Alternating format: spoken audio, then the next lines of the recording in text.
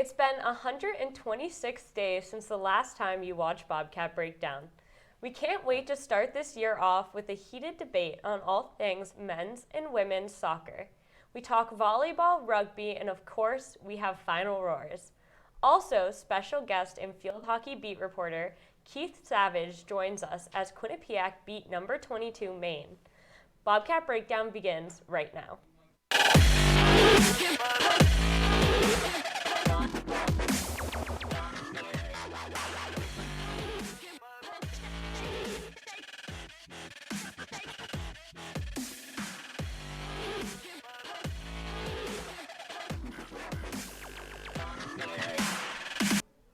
Welcome to Studio 125. I'm your host, Heather Owen.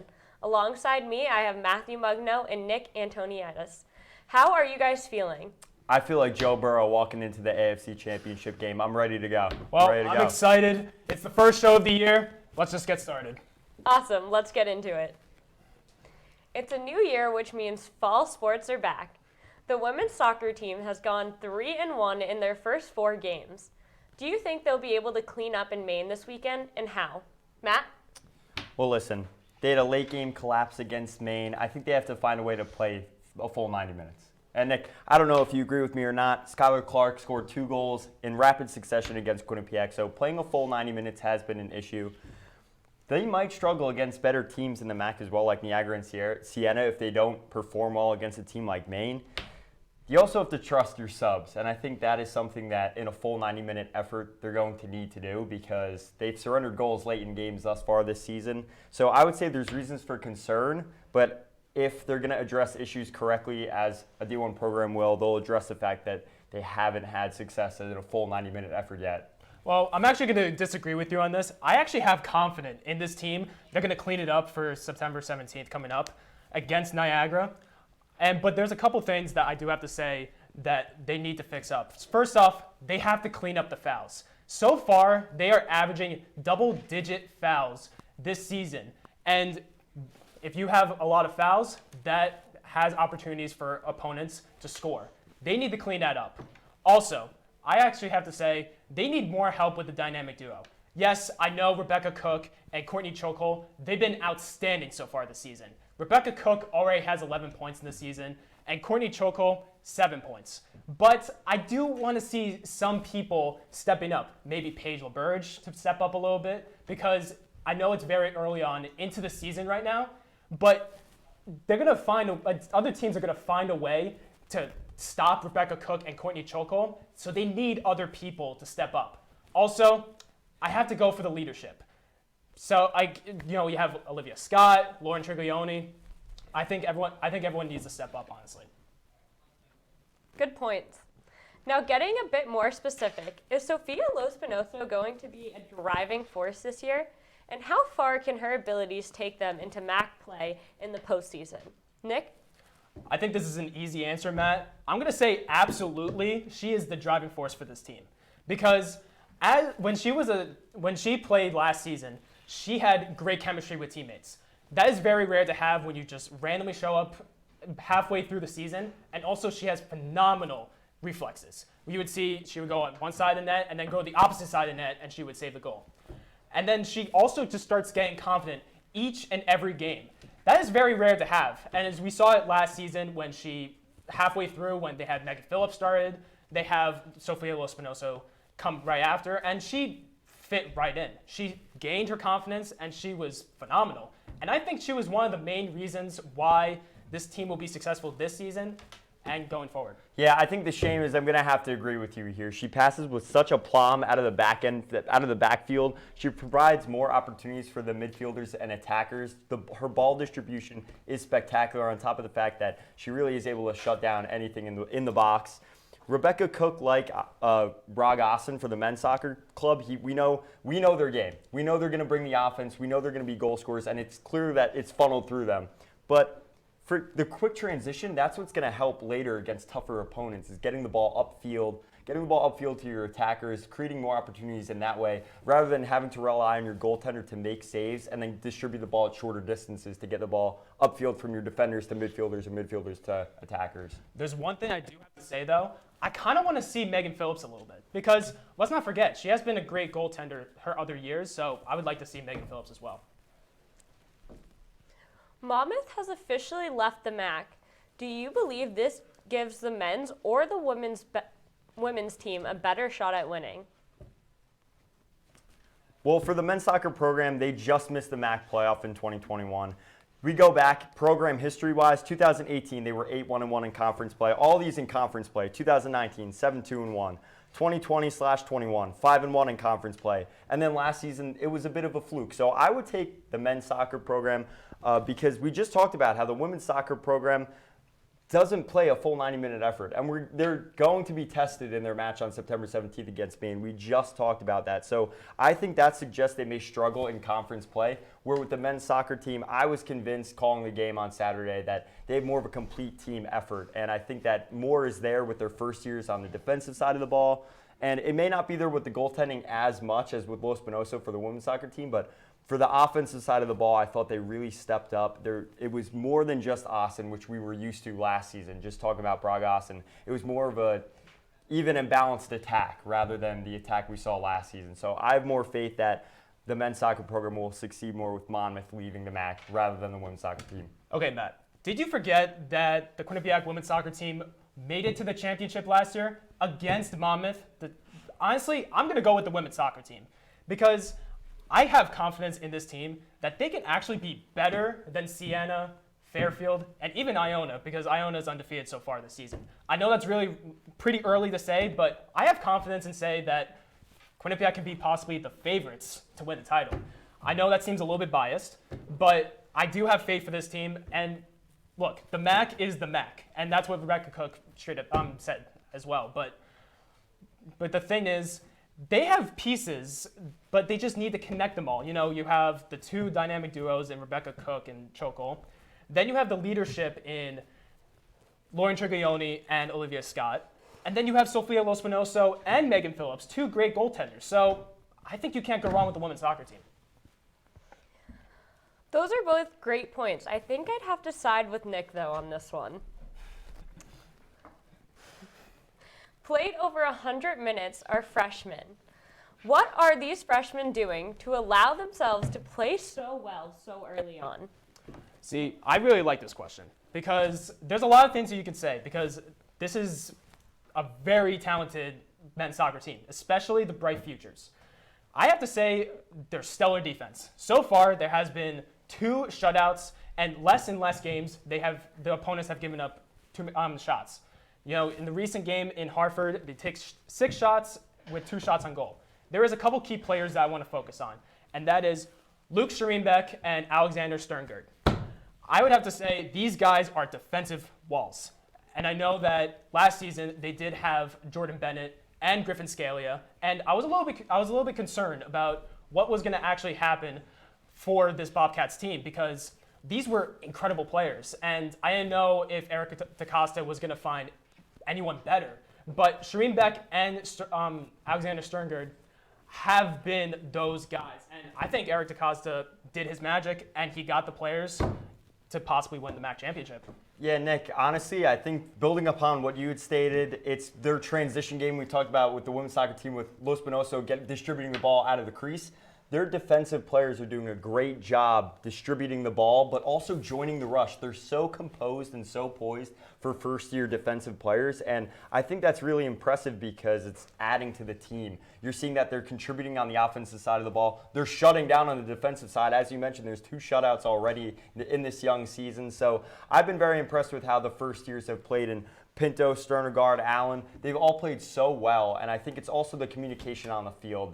There really were no quality opportunities that they allowed against the Hartford Hawks in their most recent matchup. It makes the goaltending pretty easy. You know, Matthew Piscini, I know he's a great goaltender, but it makes his job a little bit easier. Yeah, he didn't really face that many quality opportunities. Exactly, and you know that is the key factor because these first years have been stellar so far, and hopefully they can go forward because I know it's very early in the season, but I have confidence in this team.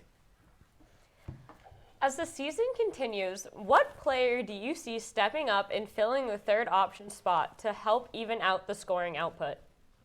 I thought Jared Smith was active on Saturday. He seemed to be getting a lot of touches on Saturday. And as well as Thomas Vakula, I thought he was another player that had stepped up. He scored on a penalty kick. And I think those players are, aside from Brog Ossen, who is that guy, he is that guy. I mean, they funnel the offense through him, but it's great to see that there's more of a balanced offense. I thought Jared Smith was an attacker that did a great job distributing the ball on the wing. He has some speed. He was able to beat defenders and get the ball upfield quickly. I thought that was impressive because you need those types of players. You need playmakers. You need players with speed to get the ball upfield. And I also thought, as I mentioned, Vakula did a great job as well contributing on the offensive side of the ball. And I thought he had a few quality looks aside from the penalty goal that he scored. So I think those are two players in Svakula and Jared Smith alongside Brisedo and Brog Ossen who have been really carrying.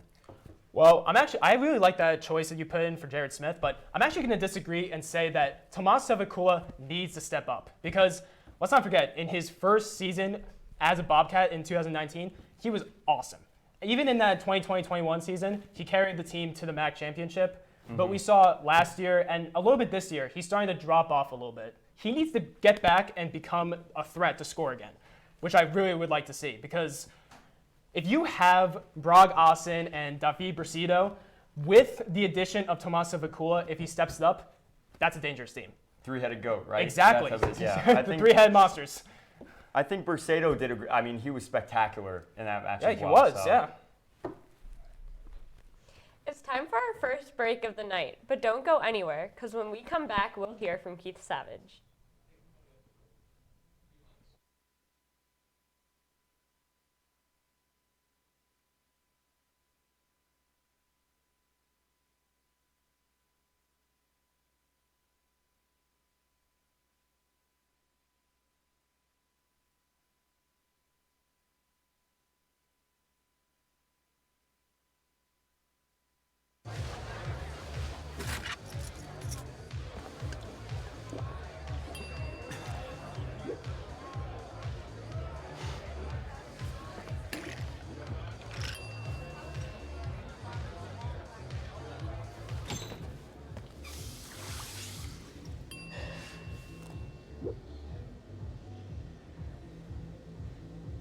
If you need to do something to feel okay to drive, you're not okay to drive.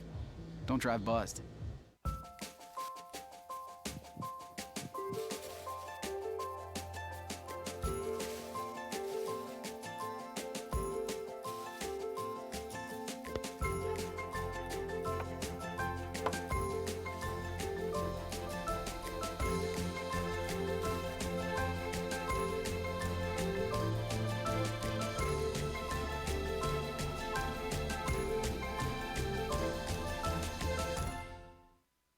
I know what you're thinking. I need a job. I need a new career. Well, I've been there. I've been there. I've been there. I wasn't happy with what I was doing. After high school, I didn't have a plan. I just wanted to start working. I got laid off twice, but you gotta keep going. You just need the right skills. Find an apprenticeship. I found a 2-year IT program. I found a medical course online. I'm now a consultant in the tech space. You have more options than you think. You can do this. You will find something. You will find something new.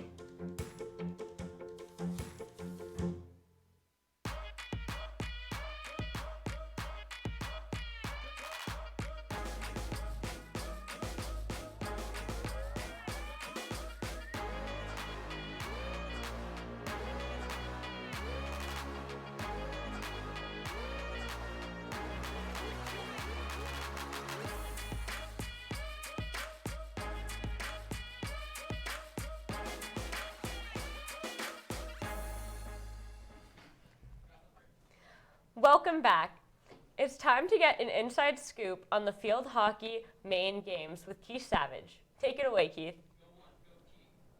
Business is booming for the Bobcats. They are on fire. They won 2 games out of 3. That has not happened in a while. And the Bobcats beat a ranked team on Sunday against Maine for the first time since 2016. I was a freshman, and last year, the Bobcats lost 9 in a row. And guess what? They've won 2 out of 3 so far. But there's 2 main reasons for that.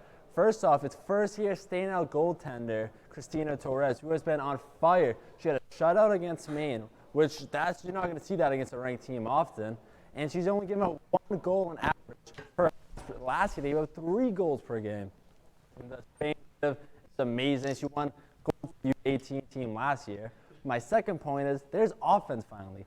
Last year, Freshman who's now a sophomore, had 10 of the 18 goals. And this year, they already have 6 goals. She only has 1. She had the lone goal in the main game where they won 1-0. But on this season, Stella Tickmeyer had 0 goals last year. This year, she already has 2, which are both against Dartmouth. The offense is flowing, and I'm going to have a bold take that they are going to make the Big East playoffs, Big East tournament, They have not done that since they've been in the conference since 2016. This team has a amazing future. Nobody is going to stop them. They're not going to win the championship, but they're going to make the tournament, and they are going to be on fire. And I can't wait to watch them. If you have not checked the team at all in the previous years, I highly recommend to start checking them out because on Sunday they play Long Island University at noon. Be there, and you're going to love it. Thanks, Keith. That was great. Continuing with field hockey, last season they won 3 games. This year, they have already won 2. Is Becca Maine's program primed and ready for their first winning season since 2013?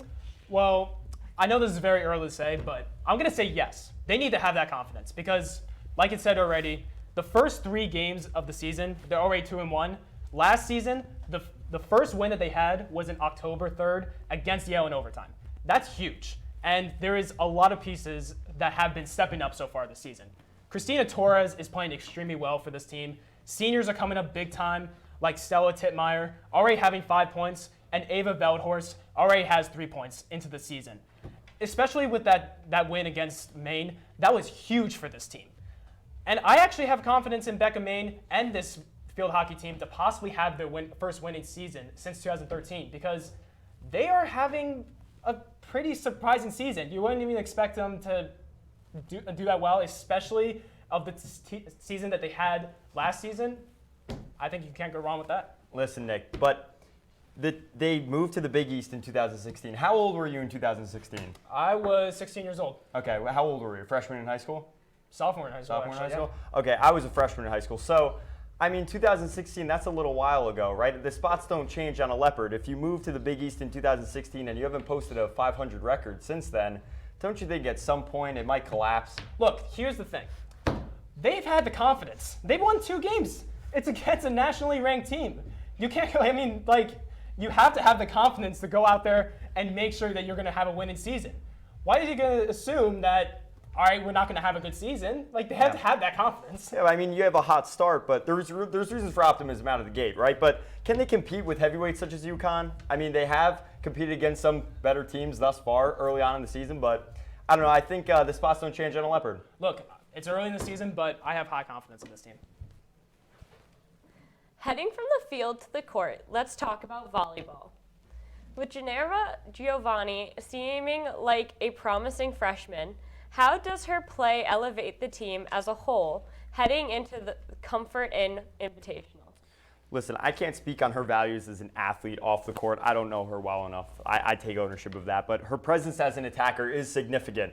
Giovanni, evident through the numbers, recorded 7 more kills and second on the team, and Alexandra Tenin recorded 32 more than grad student and staple Nicole Legg with 20 kills. So her game is getting the job done, and that's going to go far for the team. And without her, the team loses 30% of their kills as a collective unit. That's a quarter of the team's finishes. So without her, they lose 30% of their offense. Honestly, I can see her a little bit as kind of like a Maggie Baker, a player that we had last season.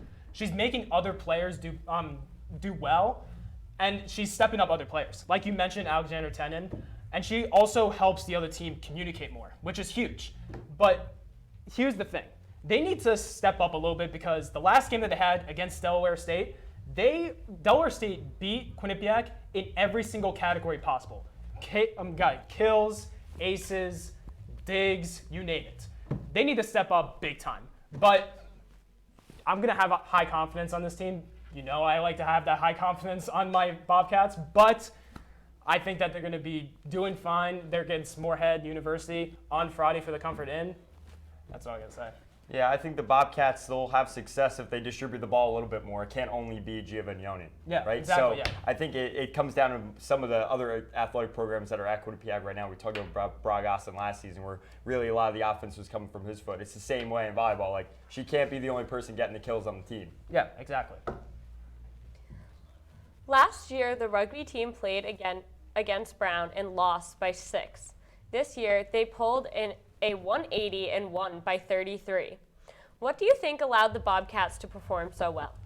Well, I was actually fortunate enough to actually watch this game, and when I saw in the first 15 minutes of the game, they were aggressive. The first 3 tries that they had 15 points immediately. This is a very huge start because, like it said in that question, they were down by 3 points last year, and now they ended up just sweeping the floor from rugby by 33 points. They just dominated the whole game. There was just defensive brick walls. This was just an overall great start to this season for the rugby team.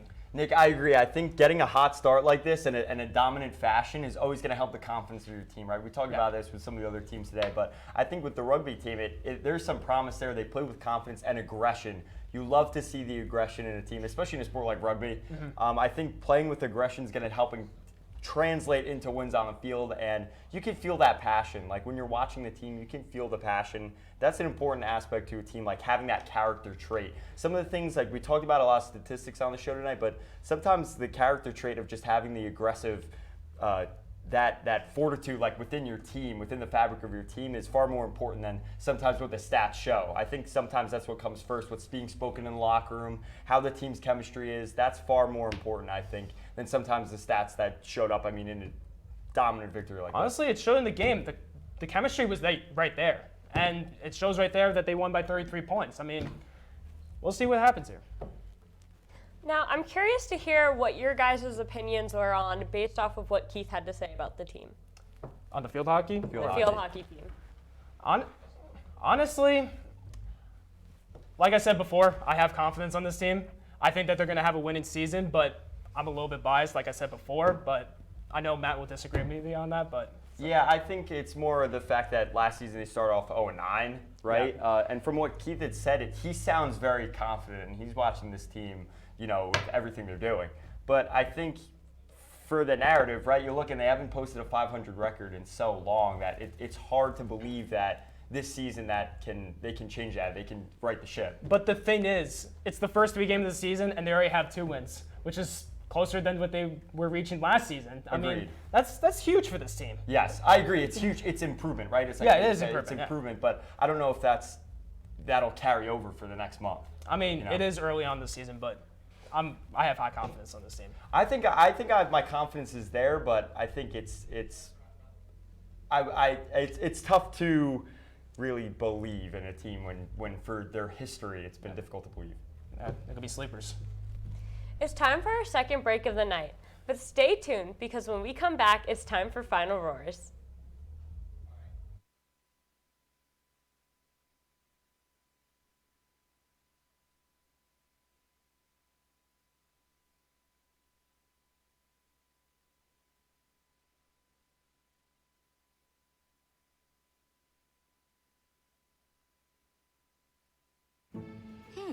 Maybe you can make retirement happen. After all, you made home ownership happen. Homeschooling yourself on loans, beefing up your credit score. So I'm pre-approved. You were like, yes! Sorry. Color coding listings, ticking boxes, and flushing every toilet in a 20-mile radius. Home sweet home. You aced house hunting. Now get the tips you need to get on track at aceyourretirement.org. When we adopt a shelter pet, we discover they're a unique mix of all kinds of things. Come on, Drew, spot on this last one. There it is.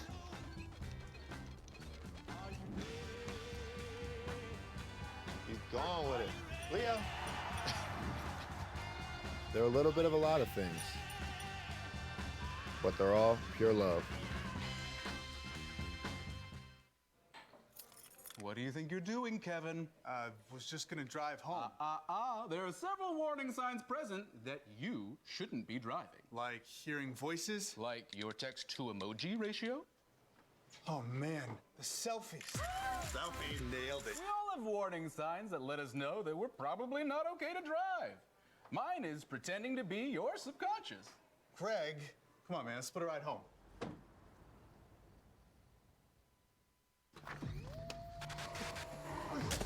Multiple studies have shown that marijuana can slow both driver reaction and response time, which can be really dangerous. It's here. It's here. Wait. What? I can't drive. Why? My. Oh.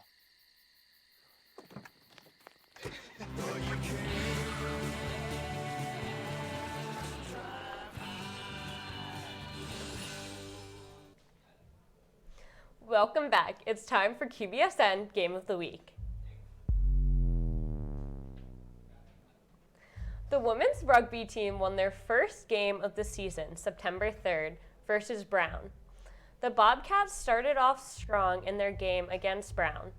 There was a 25-0 lead by halftime.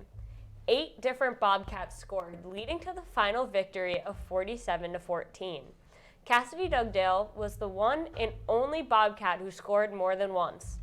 This win was a 180, as last year they lost to Brown by 6. This year they won by 33. It's time for final roars, everyone. Matt, start us off.